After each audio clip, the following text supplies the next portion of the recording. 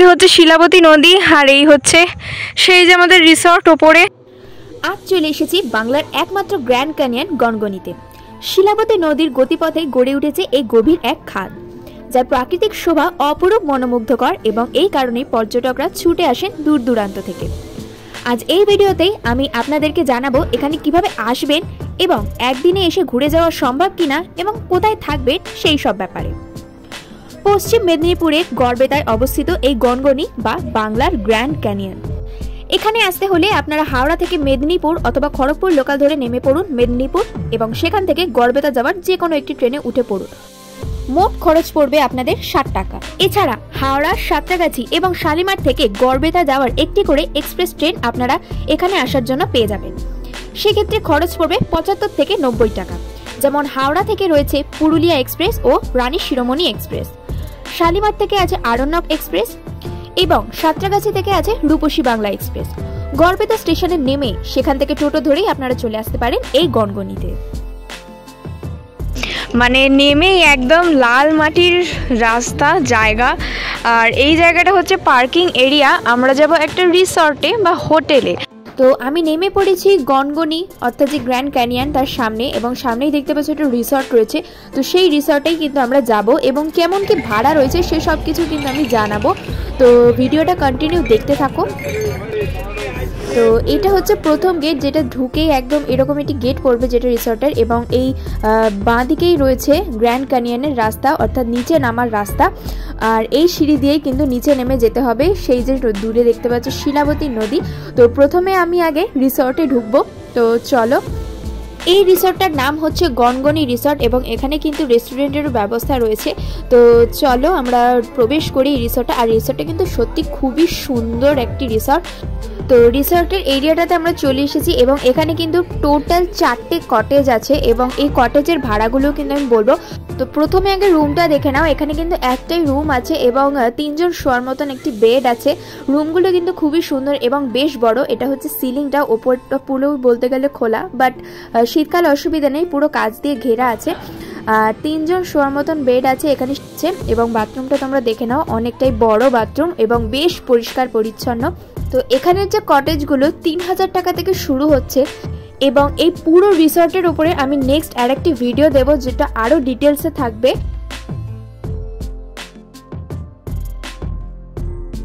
যেহেতু আমরা পিকনিক পারপাসে এসেছি, তো সকালবেলা ব্রেকফাস্ট করে নিলাম আমরা সকাল সকাল আমরা সবাই মিলে।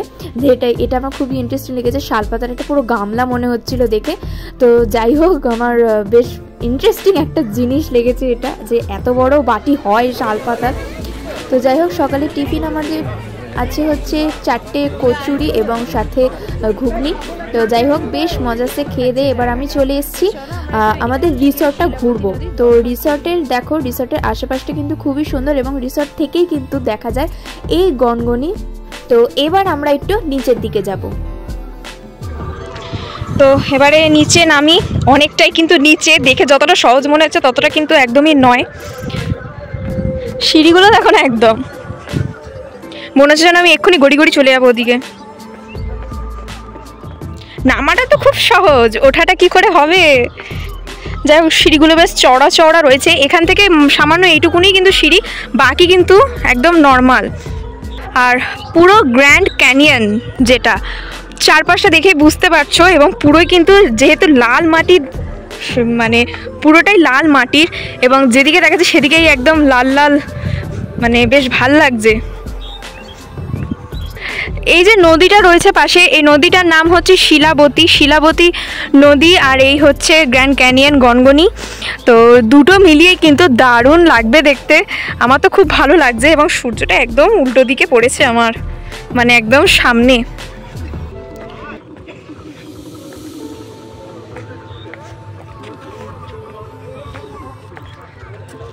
সেই ওপর থেকে নিচে সবে এলাম, এইটুকুনি আমরা এখন আমরা হেঁটে যাচ্ছি। সিঁড়ি শেষ, এবারে লাল মাটি শুরু হচ্ছে, চারিদিকে টিলা। দেখতে কিন্তু অপূর্ব লাগছে যাই বলো। এই পুরো মানে পাহাড় তার মাঝখানে এরকম সবুজ সবুজ গাছপালা হয়ে রয়েছে, খুব সুন্দর লাগছে দেখতে। নেমেই আগে আমি ডান দিকে চলে যাব, সরি বাঁ দিকে। এখানে সৌন্দর্যের কথা যদি বলি, ভিডিওতে যেরকমটা লাগছে, মানে যতটা সুন্দরটা না লাগছে, একদম সামনাসামনি নিজের চোখে না দেখলে পরে বিশ্বাস হবে না। ফোনে জানা লাগছে তার থেকে বেশি সুন্দর কিন্তু একদম সামনাসামনি লাগবে দেখতে। তো সামনাসামনি দেখলে পরে এই যে খাদগুলো রয়েছে, যতটা গভীর রয়েছে এই গর্তগুলো, ততটা গভীর কিন্তু ফোনে বোঝা যাচ্ছে না। মনে হচ্ছে যেন সমান রাস্তা এবং কিছুটা হয়তো উঁচু নিচু আছে, কিন্তু সামনাসামনি থাকতে পারে সেটা কিন্তু অনেকটাই গভীর, সেটা বোঝা যাচ্ছে না ফোনে। বিশাল নিচু কিন্তু এই জায়গাটা, অনেকটাই নিচু। এখানে আবার খাত মানে সিঁড়ি সিঁড়ি টাইপের কেটে দেওয়া হয়েছে, সেই উঁচু, মানে চারিদিকটা জাস্ট অপূর্ব লাগছে। আর মাঝখান দিয়ে এরকম সরু রাস্তার মতন করা, বাট যাওয়া আসা হচ্ছে না, মানে পুরো একটা জঙ্গল সাফারি করতে এসছি যেন মনে হচ্ছে। আমি এই জায়গাটাতে সিঁড়ি সিঁড়ি করা রয়েছে কারণ এই জায়গাটা অনেকটাই নিচু। এখান থেকেও ওঠা যাবে, এদিক দিয়েও ওঠা যাবে, বাট পাশে পাশে জঙ্গল রয়েছে, খুব ভয়ানক একটা জিনিস। একদম এই সরু রাস্তা, সেই উপর থেকে নেমে এলাম আমি, মা দাঁড়িয়ে আছে ওখানে আমার। এখান দিয়ে সোজা রাস্তাও আছে। জায়গাটা জাস্ট দেখো, ওইদিকে হচ্ছে শিলাবতী নদী, আর এই হচ্ছে সেই যে আমাদের রিসর্ট ওপরে, আর এই হচ্ছে পুরো ক্যানিয়নটা, মানে প্রচণ্ড উঁচু নিচু, মানে দেখতেই পাচ্ছ এখানে উঁচু তো বিশাল উঁচু, আর নিচু তো একদম অনেক নিচু। মানে জায়গাটা বেশ ভালো লাগছে আমার দেখতে।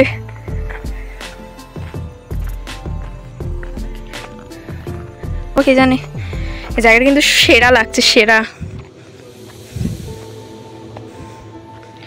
অপূর্ব। মানে এসব কে বলবে, একটা প্রকৃতির বানানো, পুরো মনে হচ্ছে না হাতে তৈরি করে কাটা।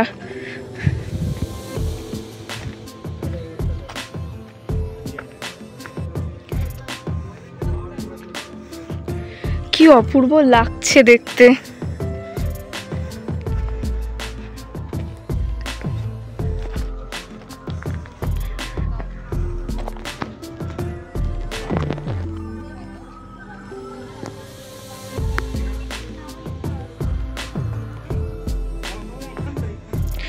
আমি যে কতটা চলে এসেছি আমি নিজেও জানি না, অনেকটাই চলে এসেছি আমি, কিন্তু জায়গাটা সেই লেভেলের একদম।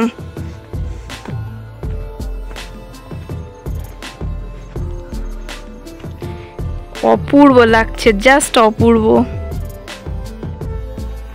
এখানে বেশিরভাগ জায়গায় ফটোশ্যুট হচ্ছে, মানে সত্যি এত সুন্দর জায়গায়, জায়গাটা ফটোশ্যুট তো একদম জমে যাবে।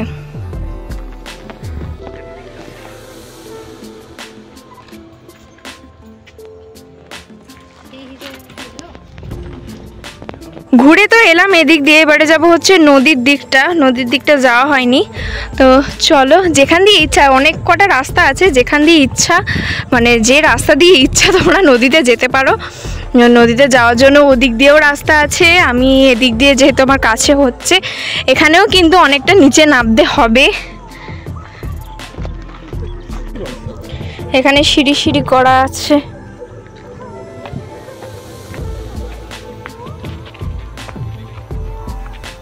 সাবধানে আসবা কিন্তু।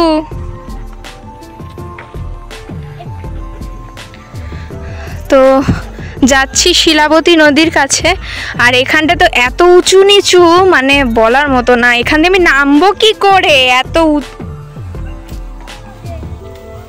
ওই বাবারে।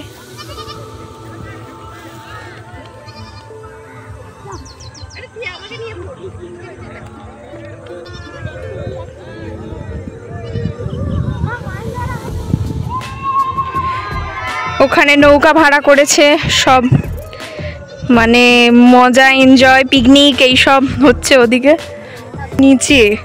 এখানে নৌকাও চলাচল হচ্ছে, বাট বেশি নৌকা আমি দেখতে পাচ্ছি না এখানে। আর ওদিকে বেশ কি সুন্দর পাথর পাথর রয়েছে, জায়গাটা বেশ ভালো লাগছে।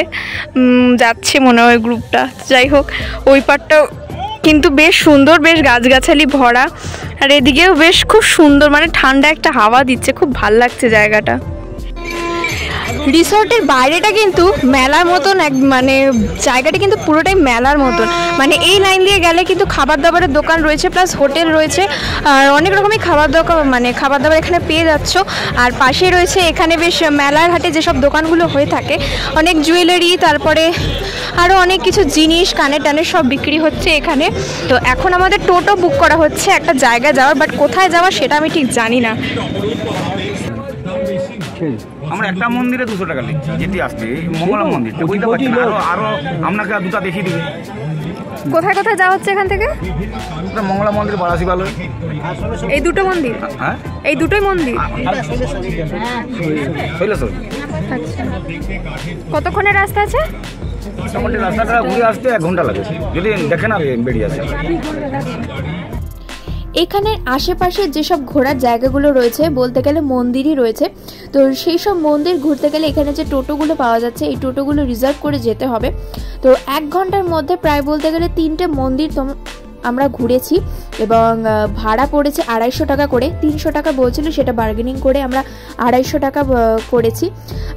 আর একটা জিনিস যেটা দেখার জায়গা আছে সেটা হচ্ছে কাজু বাদামের বন। তো আমাদের হাতে বেশি সময় ছিল না ঘোরার, সেই কারণে এই কাজু বাদামের বনে যেতে পারিনি। তো তোমরা কিন্তু অবশ্যই ঘুরে এসো, খুবই ভালো লাগবে জায়গাটা। ওয়াও, জাস্ট অপূর্ব লাগছে। এখানে কি সুন্দর নিচে খাত, আবার মাঝখানে মাঝখানে পাহাড়, মানে দারুণ। এসব দৃশ্য খুব সুন্দর লাগে দেখতে।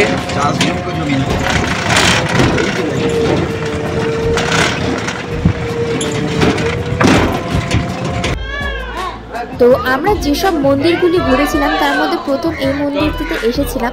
এই মন্দিরটি হচ্ছে সর্বমঙ্গলা মন্দির এবং মন্দিরটি কিন্তু খুবই সুন্দর লাগবে।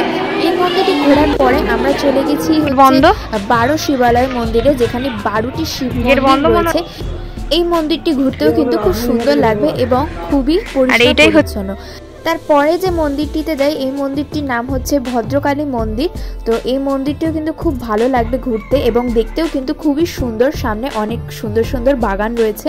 তো এই 3টি মন্দিরই কিন্তু ঘোরা হবে এবং এই মন্দিরগুলি ঘোরার সময় যে গ্রামটির মধ্যে দিয়ে যাবে এই মন্দিরগুলির থেকেও কিন্তু সেই গ্রামটা ঘুরতে বেশি ভালো লাগবে, কারণ সেই পুরনো দিনের যে পোড়ামাটির বাড়ি এবং টিনের চাল সেগুলি দেখতেই কিন্তু বেশি সুন্দর লাগবে।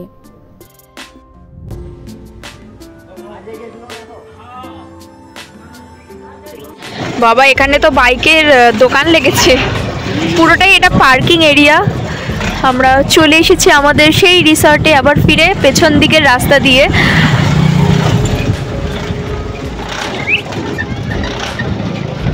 এখানে বেশ পিকনিক হচ্ছে, যেহেতু পুরোটাই ফাঁকা জায়গা, আর এখানে জায়গায় জায়গায় কিন্তু রান্না বান্না করে এমনি পিকনিক হচ্ছে, দেখতেই পাচ্ছ।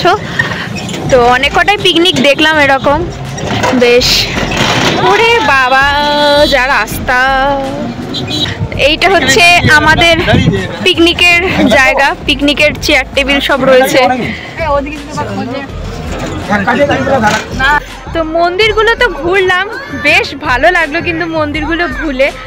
3টে মন্দির ঘুরলাম আমরা, 250 টাকা পড়লো। আর এখানে কিন্তু টোটোতে আমাদের ওখানে যেরকম 5 জন করে যেতাম, সেটা কিন্তু এখানে 4 জন করে নেয়, কারণ রাস্তা কিন্তু খুবই খারাপ, সেই কারণে এখানে 4 জন করে নেয়। তো টোটোতে আমরা 4 জন করে গেলাম, হচ্ছে 250 টাকা করে রিজার্ভ করলাম। মিনিমাম 1 ঘন্টা যাওয়া আসা এবং মন্দির ঘোরা মিলিয়ে সব কিছুই 250 টাকা করে। প্রথমে 300 টাকা বলছিল, বাট 250 টাকা হলো। এই জায়গাটাতে কিন্তু একটি খুব সুন্দর ওয়াচ টাওয়ার রয়েছে। তো এই ওয়াচ টাওয়ারেই এখন আমি উঠে বসে থাকবো, বিকজ অফ এখানে সানসেটটা কিন্তু খুব সুন্দর হয়। তো এখন বাজে হচ্ছে 4:11, আর এই ওয়াচ টাওয়ারটা হচ্ছে রিসর্টের মধ্যেই।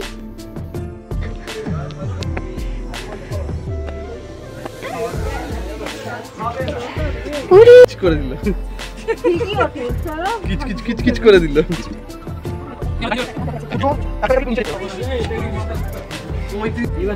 আরো দূরে হবে, আরো দূরে হবে, আরো দূরে আসছে, আর চলে আসছে তো কাছে। তুমি আমার কথা যদি ফিরে যেতে চান তবে সকাল সকাল এসে 5:51 মধ্যে আপনারা তোমার এইখানে রাখতে গেলে তুমি ক্যামেরা দিয়ে দেখতে বলে রাত 9টার 15 বাইরে ক্যামেরার বাইরে দিয়ে দেখ স্টেশন। এছাড়া অর্ণব এক্সপ্রেস রয়েছে, যেটি শালিমার স্টেশনে পৌঁছাচ্ছে 7:35। এছাড়া যদি ভাগে ভাগে আসতে চান তবে গড়বেতা থেকে মেদিনীপুর এবং মেদিনীপুর থেকে হাওড়ার অনেক ট্রেন পেয়ে যাবেন। তো একদিনই এই স্থানটি খুব সুন্দরভাবে ঘুরে যেতে পারে। একটা কাজ করো, তুমি তুলে দাও, কাকুর হাতটা নিয়ে তুমি তুলে দাও। ভালো, সূর্য ডোবার অপেক্ষায়।